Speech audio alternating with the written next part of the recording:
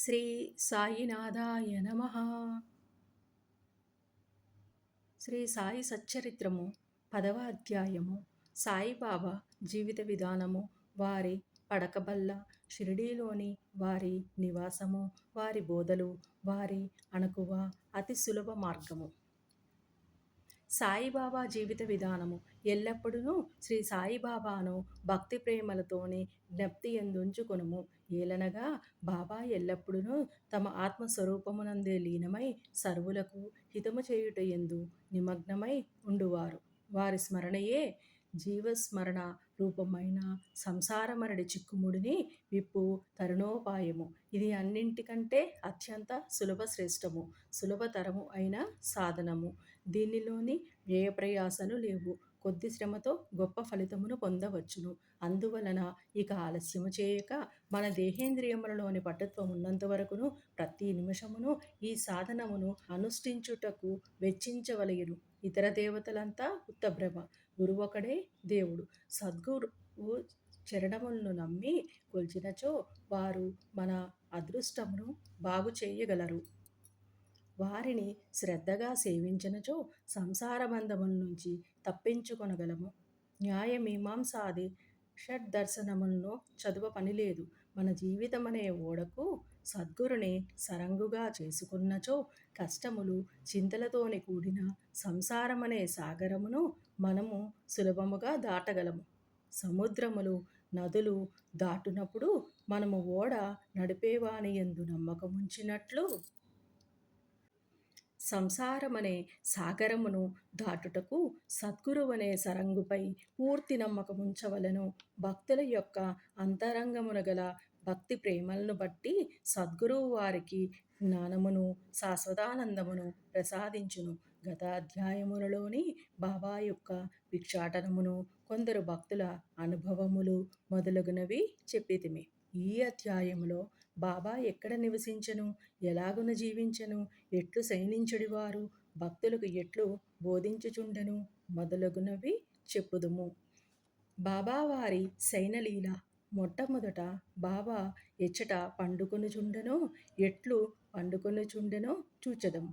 ఒకసారి నానాసాహెబ్ డేంగలే సుమారు 4 మూరల పొడవు, 1 జానెడు మాత్రమే వెడల్పు గల ఒక కర్రబల్లను బాబా పడకకని తెచ్చెను.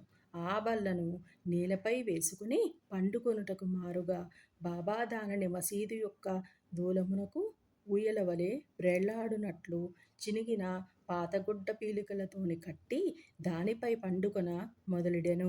గుడ్డ పీలికలు పలుచనివి, ఏమాత్రము బలమైనవి కావు. అవి ఆ కొయ్యబల్ల యొక్క బరువును మోయుటయే గగనము. ఇంక బాబా యొక్క బరువును కూడా కలిపి అవి ఎట్లు భరించుచుండెనన్నది ఆశ్చర్య వినోదములకు హేతువయ్యెను. ఆ పాతగుడ్డ పీలికలు ఎంత బరువును మోయగలుగుట నిజముగా బాబా లీలయే. బాబా ఈ బల్ల యొక్క 4 మూలలయందు 4 దీపపు ప్రమిదలుంచి రాత్రి అంతయును దీపమును వెలిగించుచుండిరి. ఇది ఏమి చిత్రము! బల్లపై ఆజానుబాహువగు బాబా పండుకొనుటకే స్థలము చాలనప్పుడు దీపములు పెట్టుటకు జాగా ఎక్కడిది? బాబా బల్లపైన పండుకొనిన ఆ దృశ్యమును దేవతలు సహితము చూసి తీరవలసినదే. ఆ బల్లపైకి బాబా ఎట్లు ఎక్కుచుండెను, ఎట్లు దిగుచుండెను అనునవి అందరికును ఆశ్చర్యమును కలిగించుచుండెను. అనేక మంది ఉత్సుకతతో బాబా బల్లపైకి ఎక్కుట, దిగుట గమనించుటకై కనిపెట్టుకొని ఉండెడివారు. కాని బాబా ఎవరికిని ఆ వైనము అంతు తెలియనివ్వలేదు. ఆ వింత చూచుటకు జనులు గుంపులు గుంపులుగా గుమిగూడుచుండుటచే బాబా విసుగు చెంది ఒకనాడు ఆ బల్లను విరిచి పారవైచిరి. అష్టసిద్ధులు బాబా అధీనములు. బాబా వానినపేక్షించలేదు. వాని కొరకు ఏ అభ్యాసములను చేయలేదు. వారు పరిపూర్ణులు కనుక సహజముగానే అవి వారికి సిద్ధించెను. బ్రహ్మము యొక్క సగుణావతారము సాయిబాబా 3.5 మూరల మానవ దేహముతో కనిపించినను వారు సర్వ హృదయాంతరస్థులు. అంతరంగమున వారు పరమ నిరీహులు నిస్పృహులైనప్పటికీ బాహ్యమునకు లోకహితము కోరువానిగా కనిపించువారు. అంతరంగమున వారు మమకారరహితులైనప్పటికీ బాహ్య దృష్టికి మాత్రము తమ భక్తుల యోగక్షేమముల కొరకు ఎంతయో తాపత్రయపడుతున్న వాని వలె కనిపించడివారు. వారి అంతరంగము శాంతికి ఉనికి పట్టయినను బయటకు చంచల మనస్కుని వలె కనిపించుచుండెను. లోపల పరబ్రహ్మస్థితి అందున్నప్పటికీ బయటకు దెయ్యం వలె నటించుచుండడివారు. లోపల అద్వైతి అయినను బయటకు ప్రపంచమునందు తగులుకొనిన వాని వలె కనిపించుచుండెను. ఒక్కొక్కప్పుడు ఒక్కొక్కప్పుడు అందరినీ ప్రేమతో చూచెడివారు. ఇంకొకప్పుడు వారిపై రాళ్ళు విసురుచుండిరి. ఒక్కొక్కప్పుడు వారిని తిట్టుచుండిరి. ఇంకొకప్పుడు వారిని ప్రేమతో అక్కున చేర్చుకుని ఎంతో నెమ్మదితోనూ శాంతముతోనూ ఓరిమితోనూ సంయమముతోనూ వ్యవహరించడివారు. బాబా ఎల్లప్పుడూ ఆత్మానుసంధానమునందే మునిగియుండెడివారు. భక్తులపై కారుణ్యమును చూపుచుండెడివారు. వారెల్లప్పుడూ ఒకే ఆసనమునందు స్థిరముగనుండెడివారు. వారెక్కడకు ప్రయాణములు చేసెడివారు కారు. చిన్న చేతి కర్ర సటకా యొక్క వారు సదా ధరించడి దండము. చింతారహితులై ఎప్పుడునూ శాంతముగా ఉండేవారు. సిరి సంపదలను గాని కీర్తి ప్రతిష్టలను గాని లక్ష్యపెట్టక భిక్షాటనముచే నిరాడంబరులై జీవించడివారు. అట్టి పావన జీవనులు వారు ఎల్లప్పుడూ బాబా అల్లా మాలిక్, భగవంతుడే యజమాని అని అనడివారు. భక్తుల యొక్క అవిచ్ఛిన్నమైన పరిపూర్ణ ప్రేమానురాగాలను కలిగి ఉండడివారు. ఆత్మజ్ఞానమునకు ఆయన గని, దివ్యానందమునకు వారు ఉనికిపట్టు. సాయిబాబా యొక్క దివ్యస్వరూపము అట్టిది. ఆద్యంతములు లేనట్టిది, అక్షయమైనట్టిది, భేదరహితమైనట్టిది, విశ్వమంతయును ఆవరించినట్టిది అయిన ఆ పరబ్రహ్మతత్వమే సాయిబాబాగా అవతరించినది. ఎంతో పుణ్యము చేసుకున్న అదృష్టవంతులు మాత్రమే ఆ నిధిని పొందగలిగిరి, గ్రహించగలుగుచుండిరి.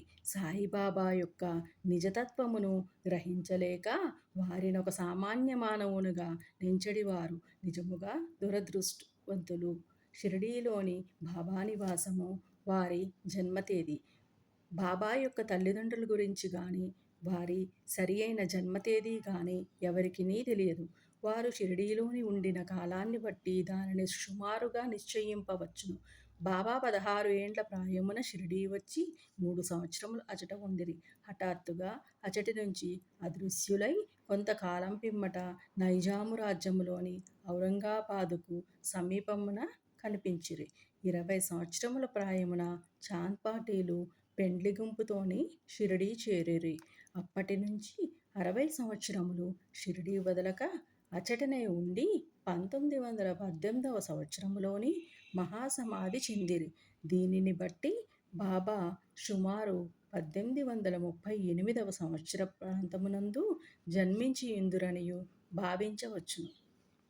బాబా లక్ష్యము, వారి బోధలు 17వ శతాబ్దములోని రామదాసను యోగిపుంగవుడు 1608 నుంచి 81 మధ్యన వర్ధిల్లెను.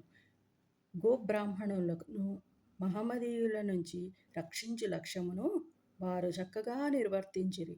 వారు గతించిన 200 ఏండ్ల పిమ్మట హిందువులకు మహమ్మదీయులకు తిరిగి వైరము ప్రబలెను. వారి మధ్య సమైక్య భావమును నెలకొల్పుటయే సాయిబాబా అవతరించెను. ఎల్లప్పుడూ వారు చెప్పెడి హితవు, హిందువుల దైవమగు శ్రీరాముడును మహమ్మదీయుల దైవమగు రహీమును ఒక్కరే. వారిరువురి మధ్య ఏమీ భేదము లేదు. అట్లయినప్పుడు వారి భక్తులు వారిలో వారు కలహమాడుట ఎందులకు? ఓ అజ్ఞానులారా, చేతులు కలిపి 2 జాతులను కలిసిమెలిసి ఉండుడు, బుద్ధితో ప్రవర్తింపుడు, జాతీయ ఐకమత్యమును సమకూర్చుడు. వివాదము వల్ల గాని ఘర్షణ వల్ల గాని ప్రయోజనము లేదు. అందుచే వివాదమును విడువుము, ఇతరులతోని పోటీ పడకుడు. మీ యొక్క వృద్ధిని మేలుని చూసుకొనుడు. భగవంతుడు మిమ్ము రక్షించును. యోగము, త్యాగము, తపస్సు, జ్ఞానము మోక్షమునకు మార్గములు. వీనిలోని ఏదైనా అవలంబించి మోక్షమును సంపాదించనిచో మీ జీవితము వ్యర్థము. ఎవరైనా మీకు కేడు చేసినచో ప్రత్యుపకారము చేయకుడు. ప్రత్యపకారము చేయకుడు. ఎవరైనా మీకు కీడు చేసినచో ప్రత్యపకారము చేయకుడు. ఇతరుల కొరకు మీరేమైనా చెయ్యగలిగినచో ఎల్లప్పుడూ మేలు మాత్రమే చేయుడు. సంగ్రహముగా ఇదియే బాబా యొక్క ప్రబోధము. ఇది ఇహపర సాధనము. సాయిబాబా సద్గురువు. గురువులమని చెప్పుకొని తిరుగువారు అనేకులు గలరు. వారు ఇంటింటికి తిరుగుచు వీణ చిరతలు చేతపట్టుకొని ఆధ్యాత్మికాడంబరము చెట్టెదరు. శిష్యుల చెవులలోని మంత్రముల నూది వారి నుంచి ధనము లాగెదరు. పవిత్ర మార్గమును మతమును బోధించదమనియు చెప్పెదరు. కానీ మతమనగానేమో వారికే తెలియదు. స్వయముగా వార పవిత్రులు.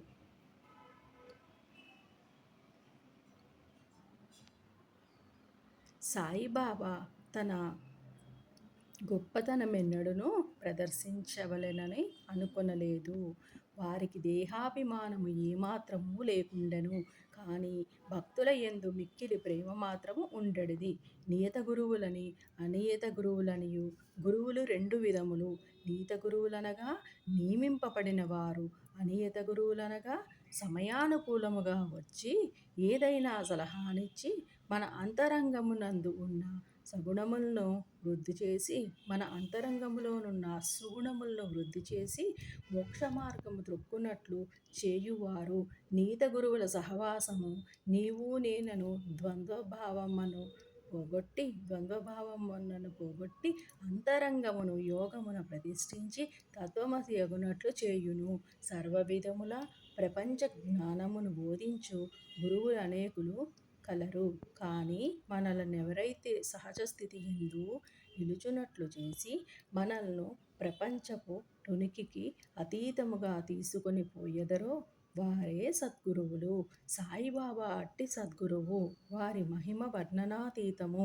ఎవరైనా వారిని దర్శించినచో బాబా వారి యొక్క భూత భవిష్యత్ వర్తమానములన్నింటినీ చెప్పువారు. ప్రతి జీవి యందు బాబా దైవత్వమును చూచేవారు. స్నేహితులు విరోధులు వారికి సమానులే. నిరభిమానము సమత్వము వారిలో మూర్తీభవించినవి. వారు దుర్మార్గుల అవసరములను కూడా తీర్చెడివారు. కలిమిలేములు వారికి సమానము. మానవ దేహముతో సంచరించినప్పటికిని వారికి గృహదేహాదుల యందు అభిమానము లేకుండెను. శరీరధారుల వలె కనిపించినను వారు నిజమునకు నిశ్శరీరులు, జీవన్ముక్తులు. బాబాను భగవానుని వలె పూజించిన షిరిడీ ప్రజలు పుణ్యాత్ములు. ఏది తినుచున్నను త్రాగుచున్నను తమ దొడ్లలోనో పొలములలోనో పనిచేసుకొనుచున్నను వారెల్లప్పుడూ సాయినే జ్ఞప్తియందుంచుకొని సాయి మహిమను కీర్తించుచుండేవారు. సాయి తప్ప ఇంకొక దైవమును వారెరిగి ఉండలేదు. షిరిడీ స్త్రీల ప్రేమను భక్తిని దాని మాధుర్యమును వర్ణించుటకు మాటలు చాలవు. వారు పామరులైనప్పటికిని వారికున్న స్వల్ప భాషాజ్ఞానముతోనో ప్రేమతోనో బాబాపై పాటలను కూర్చుకొని పాడుకొనుచుండిరి.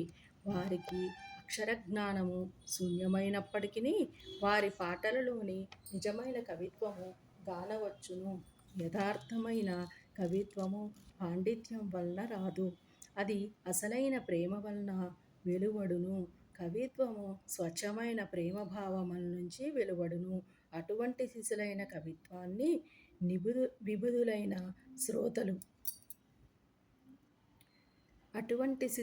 కవిత్వాన్ని విబుధులైన శ్రోతలు ఆస్వాదించగలరు. ఈ పల్లె పదాలనన్నియును సేకరింపదగినవి. సాయి అనుగ్రహముంటే ఏ భక్తుడైనా వీనిని శ్రీ సాయి లీలా పత్రికలోనో లేదా పుస్తక రూపములోనో ప్రకటించిన ఎంతయో బాగుండును. బాబావారి అణకువ. భగవంతుని 6 లక్షణములు గలవు. 1. కీర్తి, ధనము, అభిమానము లేకుండుట, జ్ఞానము, మహిమ, ఔదార్యము. ఈ గుణములన్నీయును బాబాలో ఉండెను. భక్తుల కొరకు మానవ రూపమున అవతరించిన భగవతత్వమే సాయిబాబా. వారి కరుణ, అనుగ్రహము అద్భుతములు. వారే కరుణతో భక్తులను తమ వద్దకు చేర్చుకొనకుండినా వారి మహత్యమును తెలుసుకొనగల శక్తి ఎవరికి గలదు? భక్తుల కొరకు బాబా నోట వెలువడిన పలుకులు పలుకుటకు సరస్వతీదేవి కూడా వెరగుచెందును. ఒక ఉదాహరణ. బాబా మిక్కిలి అణకువతో ఇట్లనడి వారు: బానిసలకు బానిసనగు నేను మీకు రుణగ్రస్తుడను. మీ దర్శనములచే నేను తృప్తుడనైతిని. మీ పాదముల దర్శించుట నా భాగ్యము. మీ అశుద్ధములోని నేనొక పురుగును. అట్లగుట వలన నేను ధన్యుడును. ఏమి వారి అణకువ! బాబా యొక్క ఈ వాక్యములను ప్రచురించుట ద్వారా బాబాను కించపరిచితినని ఎవరైనా అనినచో ఈ నా అపరాధమునకు బాబాను క్షమాపణ కోరెదను. తత్పాప పరిహార్థమై బాబా నామజపము చేసేదను. బాబా దృష్టికి బాబా ఇంద్రియ విషయములను అనుభవించు వాని వలె కనపట్టినను ఇంద్రియానుభూతులలోని వారికి ఏమాత్రం అభిరుచి ఉండేది కాదు. అసలు ఇంద్రియానుభవముల స్పృహయే వారికి లేకుండెను. వారు భుజించినప్పటికీ దేనియందు వారికి రుచి ఉండేది కాదు. వారు ప్రపంచమును చూచుచున్నట్లు కనిపించినను వారికి దాని అందే మాత్రము ఆసక్తి లేకుండెను. కామమన్నచో వారు హనుమంతుని వలె అస్థలిత బ్రహ్మచారులు. వారికి దేనియందు మమకారము లేకుండెను. వారు శుద్ధ చైతన్య స్వరూపులు. కోరికలు, కోపము మొదలగు భావ వికారములు శాంతించి స్వాస్థ్యము చెందడి విశ్రాంతి ధామము. వేయేల వారు విరాగులు, ముక్తులు, పరిపూర్ణులు. దీనిని వివరించుటకొక ఉదాహరణము. నానావళి. షిరిడీలోని విచిత్ర పురుషుడొకడుండెను. అతని పేరు నానావళి. అతడు బాబా విషయములను పనులను చక్కపెట్టుచుండువాడు. ఒకనాడతడు బాబా వద్దకు పోయి బాబాను వాని గద్దె అంటే ఆసనము నుంచి లేవవలసినదనియు దానిపై తాను కూర్చుండవలయుననియు తనకు బుద్ధి పుట్టినదనియు అనెను. వెంటనే బాబా లేచి గద్దెను ఖాళీ చేసెను. నానావళి దానిపై కొంతసేపు కూర్చుండి లేచి బాబాను తిరిగి కూర్చునమనెను. బాబా తన గద్దెపై కూర్చొనెను. నానావళి బాబా పాదములకు సాష్టాంగ నమస్కారము చేసి వెళ్ళిపోయెను. తన గద్దె మీద నుంచి దిగి పొమ్మనినను దానిపై ఇంకొకరు కూర్చొనునను బాబా ఎట్టి అసంతుష్టి వెలిబుచ్చలేదు. బాబాను నానావళి ఎంతగానో ప్రేమించువాడనెను. అతడు బాబా మహాసమాధి చెందిన 13వ నాడు దేహత్యాగము చేసెను. మహాత్ముల కథాశ్రవణము, వారి సాంగత్యమే అతి సులభ మార్గము. సాయిబాబా సామాన్య మానవుని వలె నటించినప్పటికీ వాని చర్యలను బట్టి వారు అసాధారణ బుద్ధి కుశలతలు కలవారనియు తెలియవచ్చును. వారు చేయునదంతయును తమ భక్తుల మేలు కొరకే. వారు ఆసనములు గాని, యోగాభ్యాసములు గాని, మంత్రోపదేశములు గాని తమ భక్తులకు ఉపదేశించలేదు. తెలివితేటలను ప్రక్కనబెట్టి సాయి సాయి అను నామమును మాత్రము జ్ఞప్తి యందుంచుకొనుమనిరి. అట్లు చేసినచో వారు సర్వబంధముల నుంచి విముక్తులై స్వాతంత్రమును పొందెదరనియు చెప్పిరి. పంచాగ్నుల నడుమ కూర్చొనుట, యోగములు చేయుట, మంత్రజపము చేయుట, అష్టాంగ యోగములు మొదలగునవి బ్రాహ్మణులకే వీలుపడును. తక్కిన వర్ణముల వారికవి ఉపయుక్తములు కావు. ఆలోచించుటే మనసు యొక్క పని. అది ఆలోచించకుండా ఒక్క నిమిషమైనను ఉండలేదు. దానికి ఏదైనా ఇంద్రియ విషయము జ్ఞప్తికి తెచ్చినచో దానినే చింతించుచుండిరి. గురువును జ్ఞప్తికి తెచ్చినచో గురువునే చింతించుచుండిరి. మీరు సాయిబాబా యొక్క గొప్పతనమును, వైభవమును శ్రద్ధగా వింటిరి. ఇదియే వారిని జ్ఞప్తి ఎందుంచుకొనుటకు సహజమైన మార్గము. ఇదియే వారి పూజయు కీర్తనయు. మహాత్ముల కథలను వినుట పైన చెప్పిన ఇతర సాధనముల వలె కష్టమైనది కాదు. ఇది మిక్కిలి సులభ సాధ్యమైనది. వారి కథలు సంసారమునందు గల భయములన్నింటినీ పారద్రోలి పారమార్థిక మార్గమునకు తీసుకొని పోవును. కావున మహాత్ముల చరిత్రలను శ్రవణము చేయుడు, వానినే మననము చేయుడు. వానిలోని సారాంశమును జీర్ణించుకొనుడు. ఇంత మాత్రము చేసినచో బ్రాహ్మణులే కాక స్త్రీ శూద్రాది అన్ని వర్ణముల వారు కూడా పవిత్రులగుదురు. ఇంత మాత్రము చేసినచో బ్రాహ్మణులే కాక స్త్రీ శూద్రాది అన్ని వర్ణముల వారు కూడా పవిత్రులగుదురు. ప్రాపంచిక బాధ్యతలందు తగులుకొనియున్నను మీ మనస్సును సాయిబాబాకి అర్పింపుడు. వారి కథలు వినుడు. వారు తప్పక మనల్ని అనుగ్రహించగలరు. ఇది మిక్కిలి సులభోపాయము అయినచో మరి దీనికెందుకు అందరూ అవలంబించుకున్నారు అని అడగవచ్చును. కారణమేమనగా భగవంతుని కృపాకటాక్షము లేని ఎడల మహాత్ముల చరిత్రలను వినుటకు కూడా మనసు అంగీకరించదు. భగవంతుని చేతనే సర్వమును నిరాటంకము సుగమము అగును. మహాత్ముల కథలు వినుట అనగా వారి సాంగత్యము చేయుటే. మహాత్ముల సాంగత్యము చే కలుగు ప్రాముఖ్యము చాలా గొప్పది. అది మన అహంకారమును, దేహాభిమానమును నశింపచేయును. చావు పుట్టుకలనే బంధములను కూడా నశింపచేయును. హృదయ గ్రంథులను తెగగొట్టును. తుదకు శుద్ధ చైతన్య స్వరూపుడగు భగవంతుని సాన్నిధ్యమునకు తీసుకొని పోవును. విషయ వ్యామోహముల యందు మనకు గల అభిమానమును తగ్గించి ప్రాపంచిక కష్ట సుఖముల యందు విరక్తి కలుగజేసి పారమార్థిక మార్గమున నడుపును. మీకు భగవన్నామస్మరణము, పూజ, భక్తి వంటి ఇతర సాధనములేవియూ లేకపోయినను కేవలము హృదయపూర్వకముగా మహాత్ములను ఆశ్రయించినచో చాలును. వారు మనల్ని మీకు భగవన్నామ స్మరణము, పూజ, భక్తి వంటి ఇతర సాధనములు ఏవీనూ లేకపోయినను కేవలము హృదయపూర్వకమగు మహాత్ములను ఆశ్రయించినచో చాలును. వారు మనల్ని భవసాగరము నుంచి తరింపజేసెదరు. మహాత్ములు అందుకొరకే అవతరించెదరు. ప్రపంచ పాపములను తొలగజేయునట్టి గంగా, గోదావరి, కృష్ణ, కావేరి మున్నగు పవిత్ర నదులు కూడా మహాత్ములు వచ్చి తమ నీటిలోని స్నానము చేసి తమను పావనము చేయవలయునని వాంఛించుచుండురు. మహాత్ముల మహిమ అట్టిది. మన పూర్వజన్మ సుకృతముచే మనకు సాయిబాబా పాదములను ఆశ్రయించు భాగ్యము లభించినది. మసీదు గోడ కానుకొని ఊది మహాప్రసాదమును తన భక్తుల యోగక్షేమములకై పంచిపెట్టు సుందర స్వరూపుడును, ఈ ప్రపంచము యొక్క అభావమును చింతించువాడును, సదా పూర్ణానందములోని మునిగియుండువాడునగు సాయి పాదములకు సాష్టాంగ నమస్కారములు చేయుచు ఈ అధ్యాయమును ముగించెదము. 10వ అధ్యాయము సంపూర్ణము. సద్గురు శ్రీ సాయి నాథార్పణమస్తు. శుభం భవతు.